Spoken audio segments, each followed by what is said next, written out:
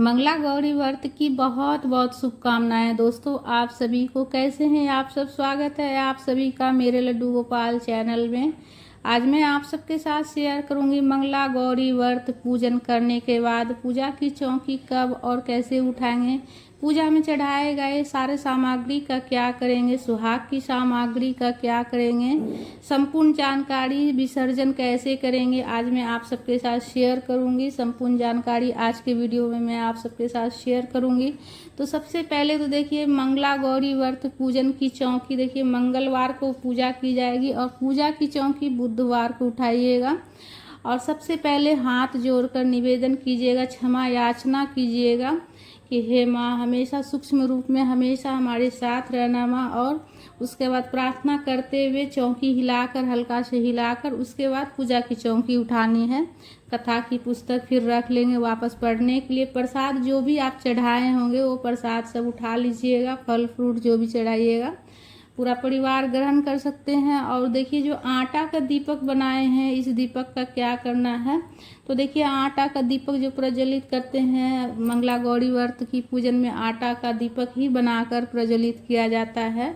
तो पूजन करने के बाद ये करीब करीब जो है ना दीपक जब जलता है तो उससे पक जाता है। तो इसका छोटा छोटा टुकड़ा कर कर आप जो है ना पक्षियों को भी दे सकते हैं, या आसपास में नदी तालाब हो तो वहाँ भी जाकर आप विसर्जन कर सकते हैं, जिससे कि मछलियाँ ग्रहण कर लेगी, जो जल में जीव जंतु रहते हैं वो ग्रहण कर लेंगे। या फिर आप जो है ना पक्षियों को दे दीजिएगा। और जो आटा का बना हुआ है तो देखिए ये तो पका हुआ नहीं रहता है, तो जैसे कि इसे भी आप छोटा छोटा टुकड़ा करके दे दीजिएगा तो पक्षी ग्रहण कर लेंगे।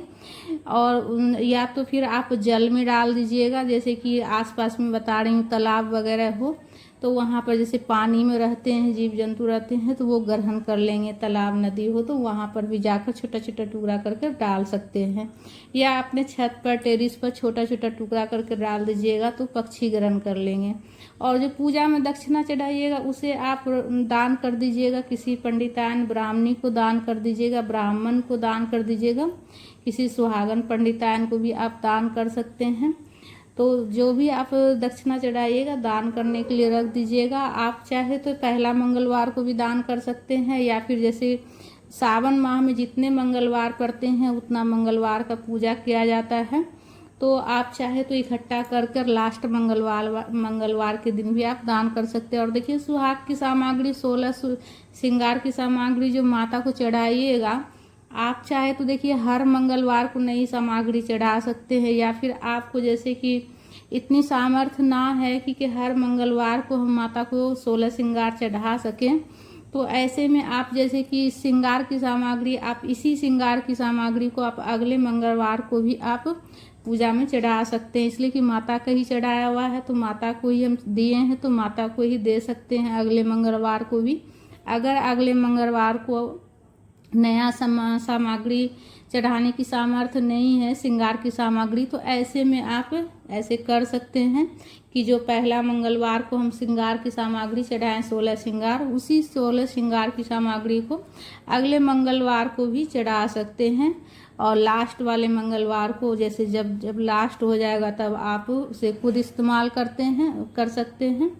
और देखिए जो भी पुष्प वगैरह है सब विसर्जन करने के लिए रख दीजिएगा। माता को जो चुनरी चढ़ाइएगा वो आप चाहे तो हर बार नया चुनरी चढ़ा सकते हैं, या फिर आप जो चुनरी पहला बार चढ़ाइएगा वही चुनरी आप अगले बार भी अगले मंगलवार को भी आप चढ़ा सकते हैं।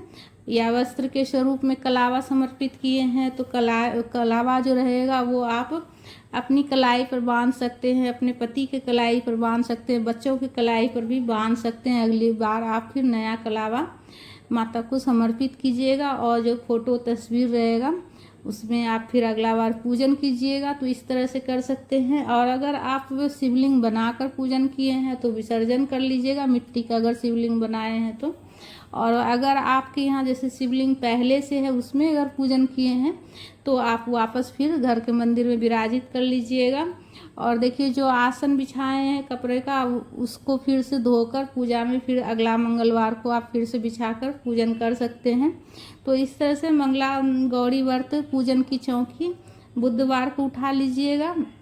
और देखिए, अगर आप चाहते हैं कि पूरे सावन हम प्रतिदिन पूजन करें मंगला गौरी माता की, और मंगलवार को विशेष पूजन करें और व्रत करें, तो ऐसे में आप जो है ना पूरे महीने भी आप चौकी लगा कर रख सकते हैं। अगर घर में ऐसी जगह हो जहाँ कि आप अच्छे से मतलब पूरे महीने माता का पूजन कर सकते हैं चौकी लगाकर, तो आप ऐसा भी कर सकते हैं।